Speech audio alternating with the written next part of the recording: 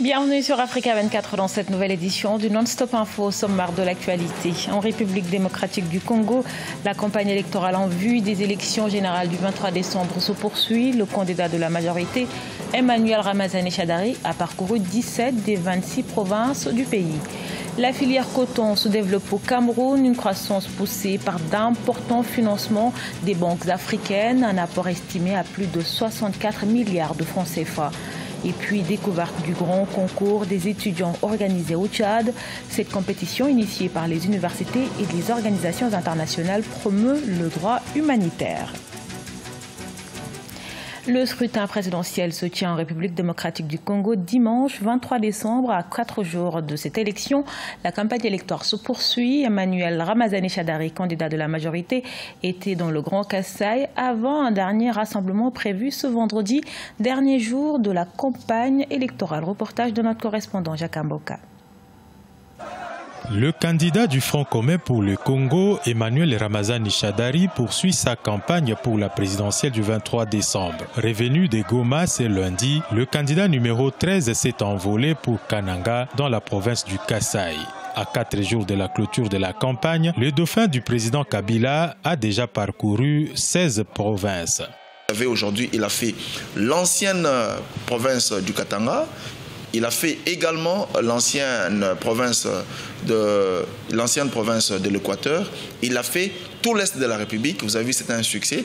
Il est allé jusque dans les Congos profonds à la rencontre de nos compatriotes parce qu'il les considère.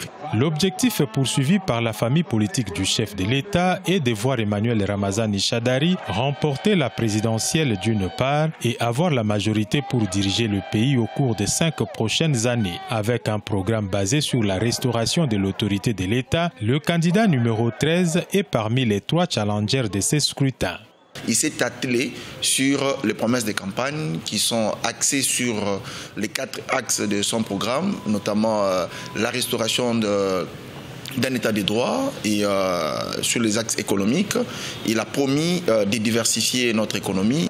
Emmanuel Ramazani Shadary va s'adresser aux militants et sympathisants de la capitale du Front commun pour le Congo le vendredi 21 décembre. Ce sera son dernier meeting électoral dans le contexte où, à la même date, se clôture la campagne électorale qui a été lancée le 22 novembre dernier. À Madagascar, 10 millions d'électeurs étaient appelés aux urnes ce mercredi 19 décembre pour élire leur futur président. Un duel entre 2 anciens chefs d'État, Marc Ravalomanana et André Joël. Le taux de participation reste déterminant pour cette élection qui s'est tenue dans le calme, mais également marquée par une plus faible mobilisation. Corinne Kamdem. Les électeurs malgaches se sont rendus aux urnes ce mercredi 19 décembre dans le cadre du second tour de la présidentielle afin de déterminer qui deviendra le prochain dirigeant de l'île. Une affiche plutôt caucase. En effet, l'ex-président malgache Marc Ravalomanana et Andry Rajoelina, l'homme qui l'a renversé lors d'un coup d'État en 2009, sont au coude à coude pour la magistrature suprême. Marc Ravalomanana est à son quasi maximum puisqu'il a une clientèle socle.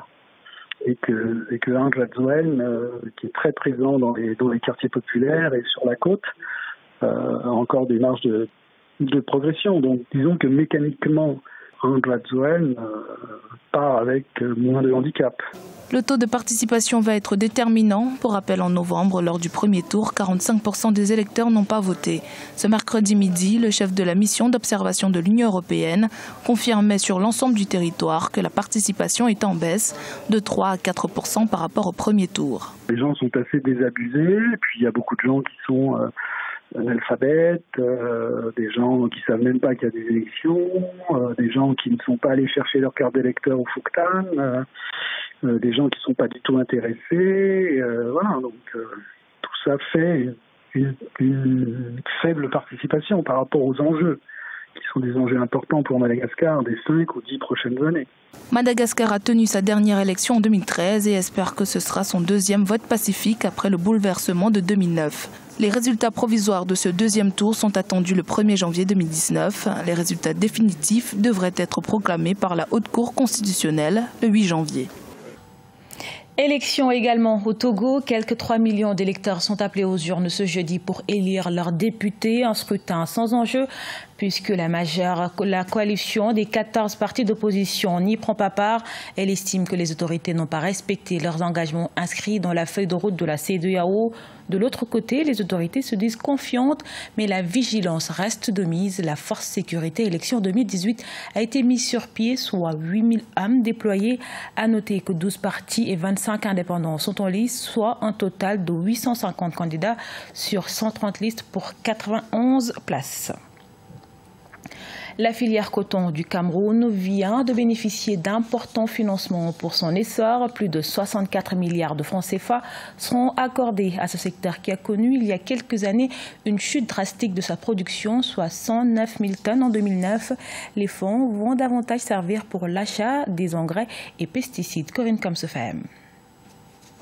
Au Cameroun, la filière coton va dans les 2 prochains jours bénéficier d'un important financement, environ 64,2 milliards de francs CFA. Des fonds qui proviennent de la Banque arabe pour le développement économique en Afrique et de la Société internationale islamique de financement du commerce. Cet argent va essentiellement servir à l'acquisition d'intrants agricoles, du coton-graine et de graines de soja. Pour booster la production, il faut que les producteurs aient l'engrais à moindre coût. Ça, c'est le premier investissement, à mon avis, en tant que producteur de coton. D'abord, la production au champ et la production secondaire. La culture du coton sort d'une crise qui a conduit à la chute de la production d'environ 109 000 tonnes en 2009. Pour y remédier, la Société de développement du coton, la SODECOTON, a expérimenté de 2013 à avril 2018 le coton génétiquement modifié pour lutter principalement contre les chenilles de la capsule du cotonnier et les adventices. Aujourd'hui, il s'avère qu'avec nos variétés locales, ils sont donc la Q302 qui a de grandes performances. Nous pensons que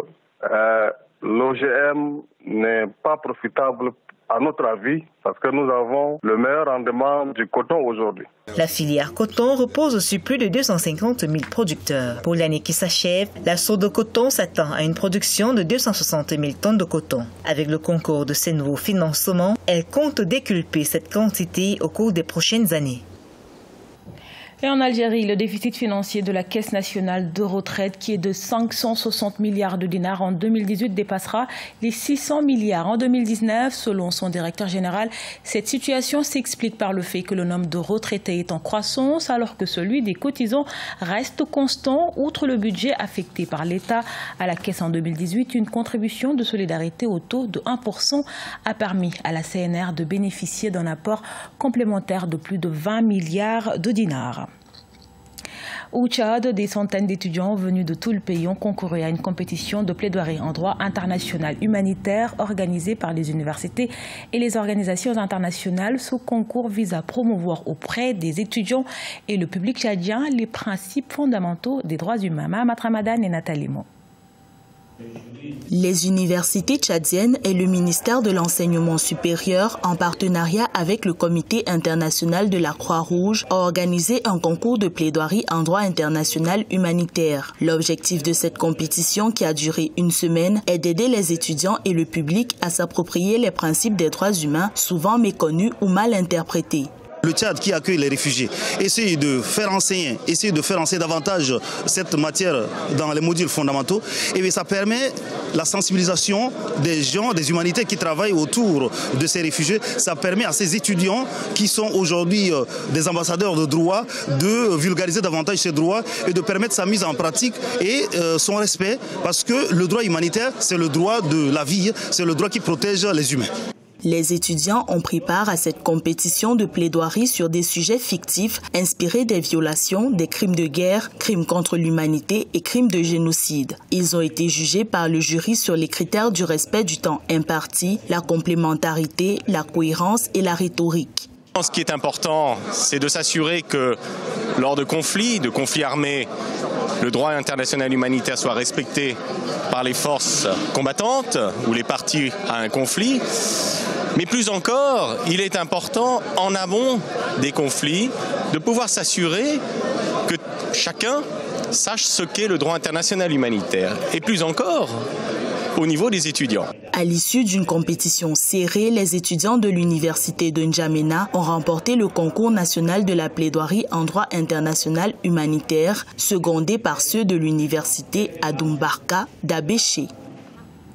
Ce journal a été réalisé par l'ensemble de la rédaction. Merci pour votre fidélité. Retrouvez dans un instant une nouvelle édition de l'actualité sur Africa 24.